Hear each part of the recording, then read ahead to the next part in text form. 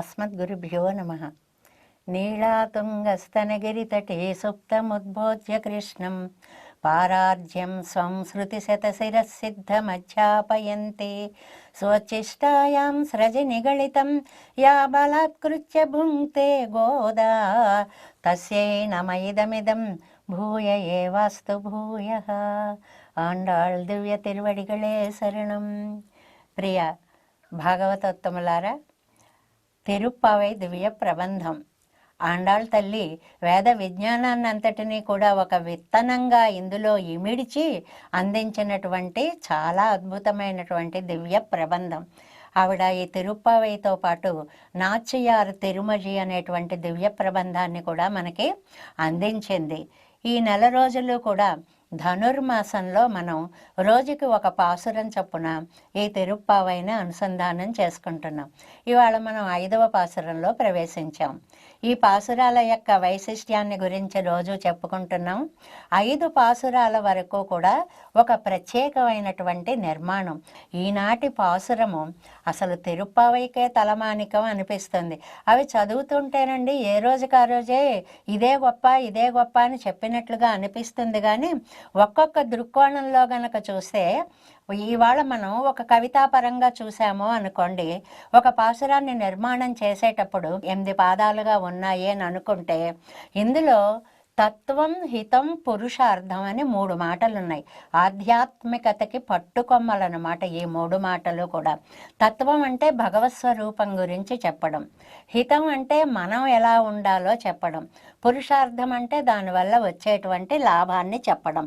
ఈ తత్వహిత పురుషార్థాలని ఈ శ్లోక రూపంగా ఆండాళ్ తల్లి, పాసుర రూపంగా ఆండాళ్ తల్లి అందించిందా అనేటువంటి విషయం మనకి తెలుస్తుంది. అవి ఎలాగో తెలుసుకుందాం. ముందు పాసురం.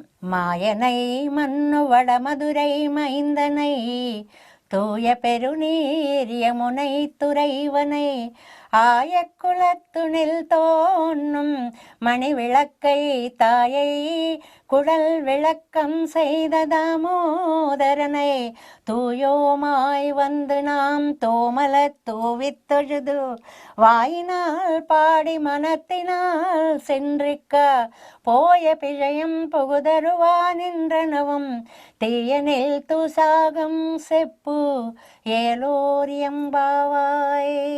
ఆండాళ్ దివ్య తిరువడిగళే శరణం. అంటే ఆండాళ్ దేవి యొక్క దివ్యమైన పాదాలే మనకి రక్ష అని ఆ పాసురం అయిన తర్వాత నిత్యం తలుచుకోవడం అనేది ఒక సంప్రదాయం అన్నమాట. ఇందులో మొదటి 4 తత్వాన్ని చెప్తున్నాయి అంటారు వ్యాఖ్యాతృ చక్రవర్తులందరూ కూడా. ఏమిటంటే, భగవంతుణ్ణి నువ్వు చక్కగా పూజించు. ఎలాంటి భగవంతుడు? 4 పాదాల్లో చెప్తారండి. అందులో మాయనై మన్ను వడమధురై మైందనై தூய பெருநீர் யமுனை துறைவனை ஆயக்குளத்தினில் தோன்றும் மணி விளக்கை தாயை కుళల్ విళక్కం செய்த దామోదరనే. 4 పాదాల్లో 5 విశేషణాలని మనకి కృష్ణతత్వం యొక్క వైభవాన్ని అంతటినీ చెప్తారు. అదేమో భగవతత్వము. ఏమిటి? మాయనై, మాయాస్వరూపుడు అంటారు. మాయ అంటే ఏది చెయ్యలేనిది అనేటువంటిది లేదు వారికి.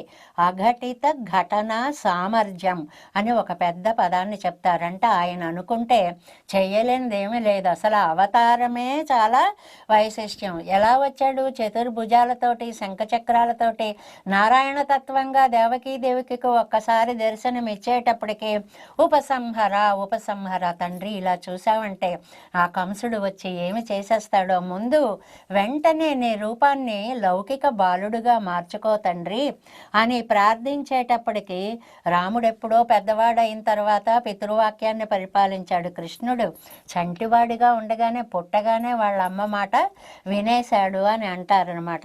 ఈ మాయా అనేటువంటి ఒక పదాన్ని తీసుకుంటే కృష్ణావతారంలో జరిగేటువంటివి ఎన్ని విశేషాలో చెప్పుకోవచ్చు. పోతన గారు ఒక మంచి మాట అంటారండి. వేదాంత వీధుల విహరించు విన్నాణి విహరించు కాంతార వీధులందు. ఎంత మంచి పద్యము! అవన్నీ వివరాలుగా చెప్పుకుంటే పాసురార్థాలు మనకి తక్కువైపోతాయని. ఏమండి, ఎక్కడ ఉండేవాడు? వేదాంత వీధుల్లో విహరించే ఆయన ఈ అడవుల్లోకి వచ్చి ఇలా తిరుగుతున్నాడా?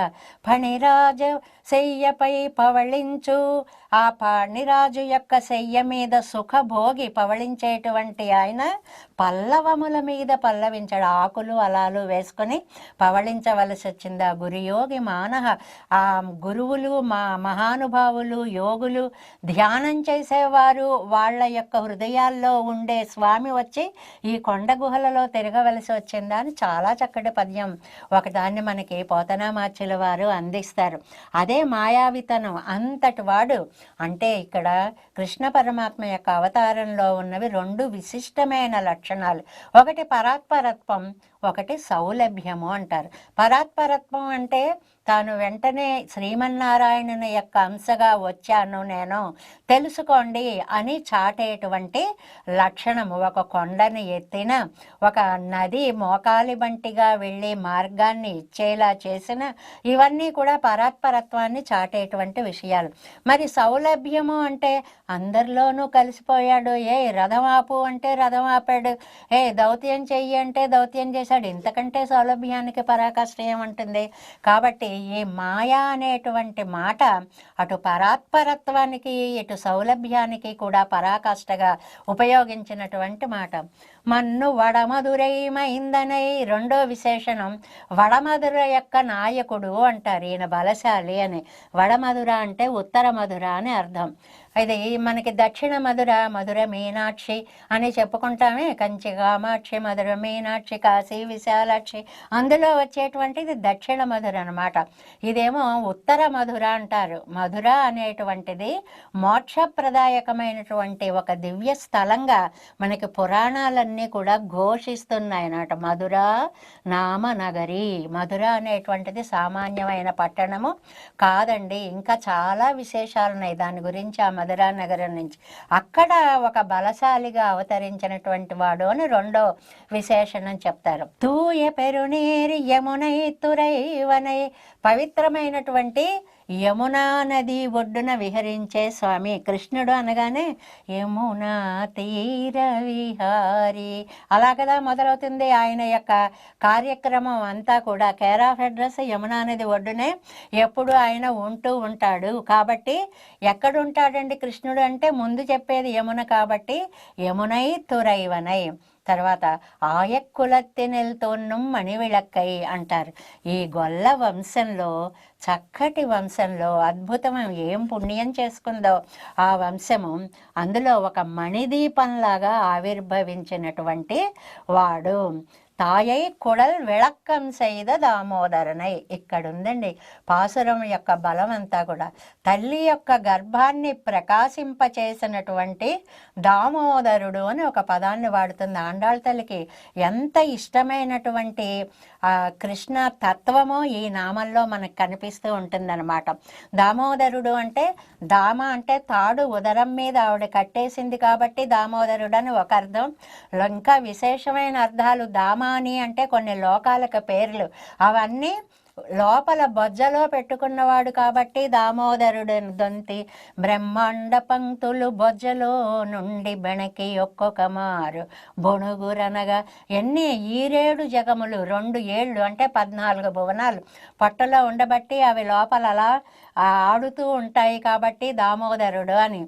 ఏమి దామోదరత్వం అండి! భాగవతంలో ఆ ఒక్క వృత్తాంతం తీసుకుంటే చాలు పరమాత్మ యొక్క సౌలభ్యం తెలియడానికి అంటారు. కన్ని నున్ను సిరుత్తాంబినాలు కట్టున్న పన్నయ్య పెరుమాయం.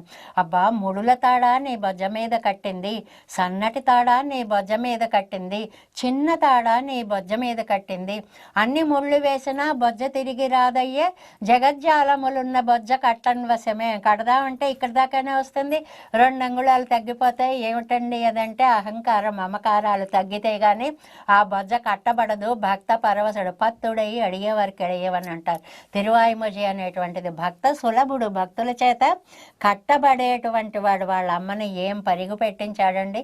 పద్యాలన్నీ ఒక మధురస్యందాలన్నమాట, అలాగా స్రవిస్తూ ఉంటాయన్నమాట.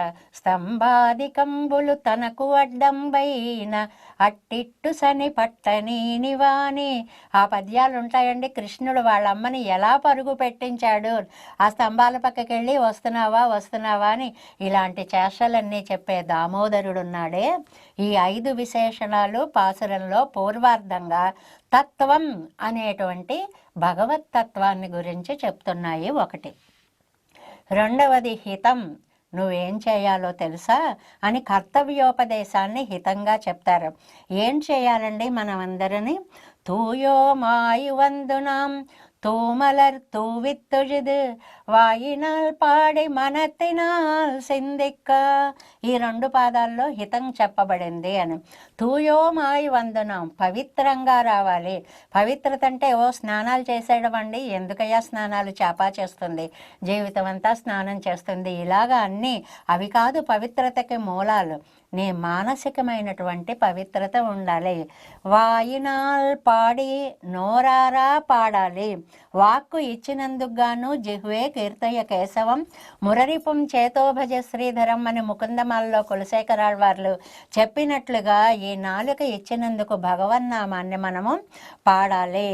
అలా చేస్తే తూమలర్ తూవిత్తొజదు, మంచి పుష్పాలు తీసుకుని అలాగా స్వామి పాదాల మీద వేయాలి. అంటే ధ్యానం అనేది మానసికము, పాట అనేటువంటిది వాక్కు కాయికము, ఆ తర్వాత మనం చేసే అనేటువంటిది పూజాది కైంకర్యాలు, త్రికరణ శుద్ధులు ఉండాలి అనేటువంటి మాటకి ధ్యానము కానీ కర్మ కానీ ఆచరణ కానీ ఈ మూడిటిని కూడా చెప్తారు. ఇది హితంగా చెప్తారనమాట.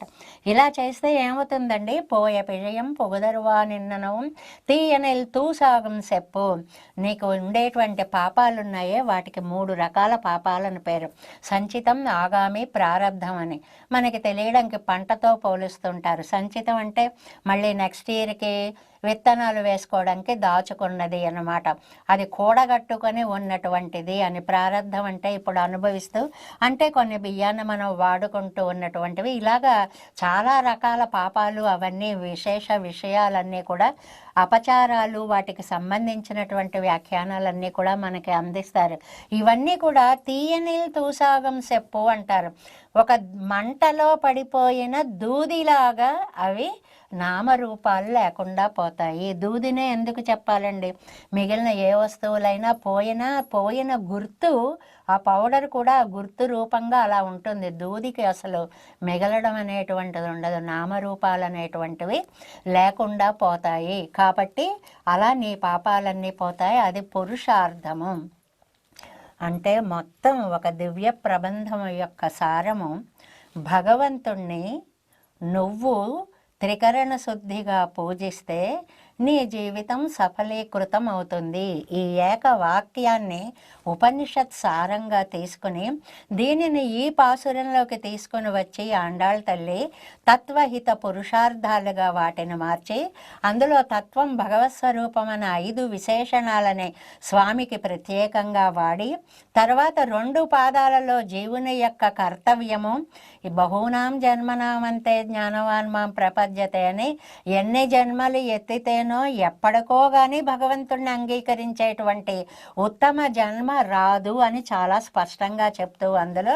కాబట్టి నువ్వు చేయవలసినటువంటిది మనసా వాచా కర్మణ భగవంతుణ్ణి నువ్వు సేవించాలి అనేటువంటి హితాన్ని చెప్తూ, పురుషార్థము అనగానే దానివల్ల నీకు వచ్చేటువంటి ఫలము నువ్వు కూడగట్టుకున్నవైనా, నువ్వు చేయబోయేవి అయినా, నువ్వు ఇప్పుడు చేస్తూ ఉన్నవైనా అన్ని రకాల సంచిత, ఆగామి, ప్రారబ్ధ పాపాలు 3 కూడా తుడిచిపెట్టుకుపోతాయి అనేటువంటి దాన్ని మనకి ఈ పాసురాన్ని, ఈ తిరుప్పావైలోనే మొదట పునాదులు గట్టిగా ఉంటాయి కదండి, సౌధం ఎంత గొప్పగానే వస్తుంది.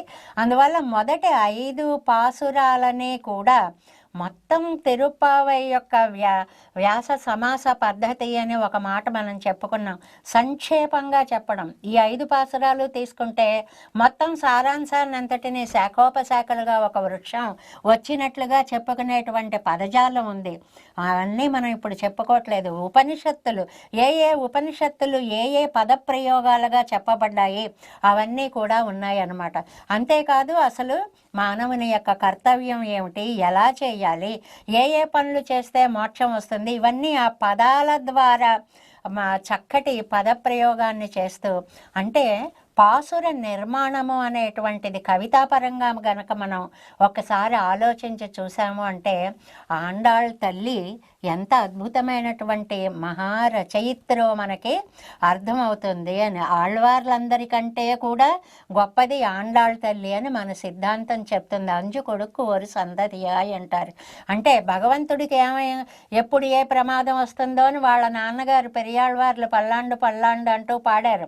ఆయన కూతురుగా ఉండి వారందరి భక్తికి వారసత్వం, 5గురికి ఒకే సంతానం ఉంటే 5గురు ఆస్తే ఆ సంతానంకి వచ్చేసినట్లుగా మొత్తం ఆళ్వార్ల యొక్క భక్తి సంపద అంతా ఆండాళ్ తల్లికి వచ్చేసేటప్పటికి ఆవిడ ఇంత అద్భుతమైనటువంటి ఈ కవిత నిర్మాణము అనేటువంటిది, పాసురాలని ఇంత అందంగా రచించడము అనేటువంటిది మనం ఈ తిరుప్పావైలో దర్శిస్తాం.